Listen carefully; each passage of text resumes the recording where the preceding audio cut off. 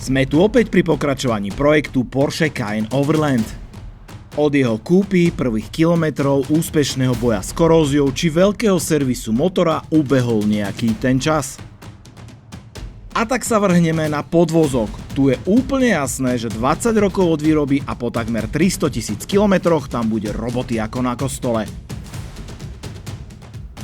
A navyše prišlo aj jedno nemilé prekvapenie. Partnerom tohto videa je medzinárodná sieť autoservisov Q-Service. Transparentný prístup, moderné servisné vybavenie, kvalitné náhradné diely. Toto miesto už poznáte, pretože sa nachádzam v ďalšej pobočke Q-Service. Tentokrát je to autoservis BABS v Banskej Bystrici. V poslednom dieli sme Cayenne priniesli sem na kontrolu podvozku. Medzičasom sa udialo veľa vecí, pretože chalani sa usilovne už pustili do toho. Takže teraz si poďme pozrieť, ako sa im zadarilo, lebo ja sa takto teším a takýto som nervózny. Lebo už vidíte podľa tohto počasia, že už sa nám blíži dátum našej výpravy na Balkán. A teraz sa pozrieme, ako je na tom auto. Či je tak pripravené ako ja, lebo ja už som. Samozrejme v Q-Service tak to nie sú len Poršáky, ale aj takéto bežné autá. Ale dnes sme tu kvôli tejto čiernej kráske. No a tu už vítam Andreja. Ahoj. Čau, ahoj. Čau, čau. Ahoj. No, vidím tu veľmi veľa dielov pod autom. Dúfam, že to je dobré znamenie. Kolesa si nevšimajte, lebo ako ste už videli v minulom dieli, tomu sa ešte budeme venovať. Príde úplne nová sada, úplne nové pneumatiky, takže o tom na budúce sú na ceste mimochodom. No a tak nám povedz, že na čo sa to pozeráme? Lebo Pozeráme sa vlastne na ramená zadnej nápravy, prevažne, takisto na excentrické šroby, podložky, pozeráme sa na tyčky stabilizátora, rôzne silobloky, ktoré sú vlastne v tehliciach nápravy. No a bolo naozaj v takom už zlom stave, že toto všetko sa muselo meniť? Áno, určite áno, keď sa aj pozrieš bližšie, tak tie silembloky už boli v katastrofálnych stavoch, hej. Takisto, keď ti už takto vyjde silemblok rukou von, už to asi nie je dobrá známka toho, že to bude fungovať. Čiže pre takého laika, ako som ja, by to znamenalo to, že keď už to nemá žiadnu silu držať vnútri, tak on tam behá, hrkoce a je tam vôľa, áno? Áno. Tým sa ti môže rozhádzať aj geometria, vlastne zbiehavo z kolies. Vidím, že niektoré síce možno tam ešte držali, ale už to vyzerá dosť biedne. Určite, aj keď si to pozrieš takto. Takže oni tie silembloky boli na výmenu, každopádne, ale keďže ako firma Intercars má dostupné tieto diely, tak sme radšej riešili celkovo ramena. Hej, vidno už aj tú povrchovú koróziu na tých ramenách, takže... Áno, čiže je, nie je pravdepodobne, ono je isté, že tieto sú pôvodné diely. Sú to originál diely ešte s originál Volkswageňackými vlastne číslami, čo si môžeš pozrieť vlastne aj tu.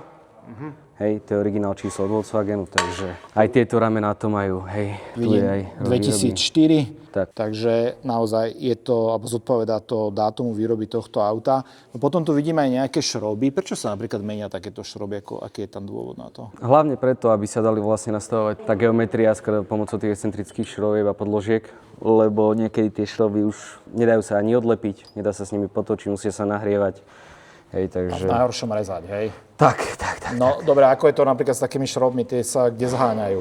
Vieš čo, dajú sa zohnať niektoré aj priamo v Intercarse, mali nejaké sady, na tú zadnú opravnú sadu, vlastne na zadnú nápravu, ale asi 4 kusy sme museli riešiť autorizovanú servise, teda v originál náhradných dieloch v Porsche, ktoré sme vlastne museli použiť na tú zadnú nápravu, lebo neboli dostupné už ani v Intercarse. OK, takže dal sa povedať, že preventívne sme vymenili šroby, aby teda neboli problémy s tým. Ramená celé išli. No dobre, poďme sa pozrieť, ako to vyzerá na aute. No, tak môžeš sa pozrieť. Vlastne tu máme zadné spodné rameno, tu sú tie excentrické šroby pomenené. Nové, okay. Áno, takisto vlastne tyčky stabilizátora, zadné ramená, predné ramená, hej. Pamätám si, že tento stabilizátor, tak ten bol taký jak banán už otvorený, ošúpaný. A teraz je úplne, že pekný, ale nie je nový, je to stále ten istý kus. Áno, je to ten istý kus. Čo ste robili s ním? Spravili sme to, že vlastne keď sme to zdemontovali, akože po tých 20 rokoch treba očakávať, že už to bude v zlom stave. A aj tá povrchová ochrana, čo na ňom bola, my sme dali vlastne kompletne spieskovať, dali sme to práškou nalakovať a dali sme to vlastne zapiecť, aby vyzeral aspoň takto, aby bol ochránený pred ďalšou koróziou. A samozrejme, nie je to len o tej tyčke, ale aj o tých gumách, ktoré to držia. Tak, tie sú tiež nové. No a teraz si určite hovoríte, že no, aké je to také pekné, tak prečo už neurobili toto, aj hento, vlastne celú nápravu. Čiže tam už sa bavíme o tom, že by muselo ísť že úplne všetko dolu. Áno, to nie to nazvať, že ako nerentabilná oprava, ale skôr ide o to, že nedá sa zohnať ten diel v takom stave, že by bol ako nový. Skôr by sa oplatilo možno opieskovať, vyčistiť ho, alebo laserom vyčistiť, niečo s ním spraviť, nejakou ochranou, takisto nastrekom ho nastriekať, ako sme tie stabilizátory riešili. Inak ja keď som sa bavil s takými off-road, hardcore užívateľmi, tak mi hovorili, že úplne zbytočne to robíš, lebo po prvej jazde bude zase vyzerať všetko rovnako. Takže, a ono je to funkčné, akože pozerali ste, nie je to ani nikde, že hnilé alebo nikde do hĺbky to kritické hnilo nie je. Je to všetko povrchová korózia, takže ono by to malo všetko pekne zísť dole. Tu, čo je tak viac chránené, tak ono vidno, že tá farba ešte aj drží pekne, hej. Že sú to len také povrchovky. A my určite budeme robiť ešte to, že niektoré veci ako tieto budeme čistiť laserom v nejakom ďalšom dieli, takže nebojte sa, toto určite to poriešime. Zatiaľ vlastne táto časť nie je ani chránená. Vpredu to máme chránené tými plechmi, ale tuto je to holé bose. No možno sa pobavíme o tom, že zadný diferenciál by som nejak chránil. Uvidíme, to zatiaľ nie je téma. A ešte potom možno taká otázka, že máme tu tlmiče, teda vzduchové prúženie a tieto časti sú už vlastne súčasťou toho tlmiča, alebo minimálne táto časť, hej? Tak. Čiže toto je už tehlica vlastne. No a povedz mi k tehlici, že tam je aká story? Že je to zohnateľná vec? Tieto tehlice, aj keď som pozeral, bude to strašne drahé, ak sa to bude dať zohnať, ale ja som ich nenašiel ani v Intercarse, ani iných dodávateľov, takže možno nejaké jazdené alebo repasované, keď to niekto tiež nejako hrubé železo, väčšinou je to len hrubé železo, ktoré sa dá očistiť, nastriekať a zase bude držať. Hej. Je to hrubá masa kovu. Na tejto časti zadnej máme vymenené všetko kritické. Sú tam aj teda veci, ktoré sme preventívne menili, áno? Že už bol predpoklad. Super. No a vy sa možno aj teraz pozeráte na tieto brzdy lentilkové, to je, že vyžutá lentilka. Nie, toto nebolo súčasťou, pretože brzdy budeme ešte riešiť v ďalšom dieli. Zatiaľ naozaj išlo hlavne o ten podvozok, aby to bolo funkčné. No poďme teraz k prednej náprave. Vidím tu ako laickým očkom aj, že sa menili tieto hrubé ramená. Toto je naozaj, že z železa alebo ocele. Máme tu aj horné tieto ramená, a tie sú super, že ľahučké na druhú stranu. A tu vidím aj ďalšiu vec a toto je guma, ktorá už zažila aj lepšie časy. Hej? Takže toto tam asi nemalo zmysel dávať. Prečo sa menili, povedzme, tieto ramená a nešli sme, že čisto, že silent bloky vymeniť v nich, alebo tie čapy, ktoré tam sú? Čo tu vidíš, je vlastne taká sada, ktorá sa dá taktiež kúpiť kompletne. Takto ako to vidíš, vlastne bez gumičiek stabilizátora ti príde všetko, čo tu máš, čiže horné ramená, spodné ramená už šťepný, už s novými silent blokmi, s komplet šrobovinou na prednú nápravu. Takže ak by sme prelisovali tie silent bloky, nemá to taký význam, keď chytím celé rameno, vymení sa, dám do neho nové šroby a viem, že to bude hrať bez problémov. Ako sa spolieha teraz, že prelisujeme každý jeden silent blok, tam pri lisovaní ti môže vzniknúť niečo, že ti skríži ten silent blok, musel by si to znova dávať von. Ja som dokonca už videl prípad, keď sa lisovalo z hliníkového ramena von a prasklo. Praskne, áno. No, čiže to bolo riziko, radšej sme teda zobrali úplne novú vec. A keď sa bavíme o tom, že sa kupovali nové veci, tak kvalitatívne sa kde nachádzame? Lebo na jednej strane dajú sa kúpiť aj ultralacné veci, aj na tento Cayenne, ale tu sa volilo čo? Tu sa volila vlastne taká najvyššia dostupná trieda, hej. Vy to meníte často, ale asi ani sťažnosti, ani reklamácie na to. Nemáme reklamácie a výhodou je to, že to stále drží aj skladom, čiže keby náhodou sa niečo deje, dá sa to vyreklamovať. Dvojročná záruka. OK. Aj platí aj to aj na Balkán to platí? Ale prečo nie? Len to nerozbí. to budem dať pozor. Pohľadom na toto krásne 17-palcové koleso sa vraciame späť podvozku. Takže poď nám, Andrej, povedať, že čo sme robili tuto zo spodu. My už sme si pozreli samozrejme všetky ramená, ale ukážeme si to v praxi, ako to vyzerá. No, menili sa teda spodné ramená, komplet teda tá sada, čo som spomínal, tyčky stabilizátora, dávali sme takisto aj predný stabilizátor dokopy, ako je ten zadný. Ináč všimnite si tú hrúbku. To je brutál, čo tu je. Uloženia stabilizátora šli nové, hej, takisto. Samozrejme, to muselo, OK. Komplet šrobovina, takisto na tyčky, na tlmíče. A samozrejme aj spodné takéto čapy. No a otázka je, že prečo napríklad sa nemenili takéto veci? Akože v čom je problém? Skôr tej dostupnosti, ako aj pri tej zadnej náprave, tá dostupnosť tých tehlíc je horšia. Tomuto by sa nemalo nikdy nič stať. Malo by to prežiť auto, hej, za nás. Hej. Je to masa železa, ktorá vydrží, neprehnie dovnútra.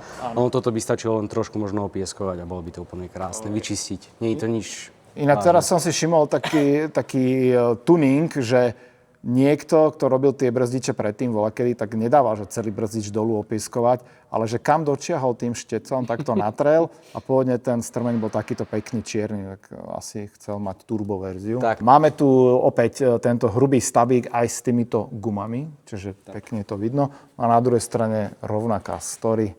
Yep. Aj horné rameno vlastne komplet s čepom, so silom blokmi. Takže to sa tiež menilo. Vyzerá to fajn a teraz mi to úplne kle oči, že na tom tlmiči vlastne, že toto je vlastne súčasť tlmiča. Súčasť, áno.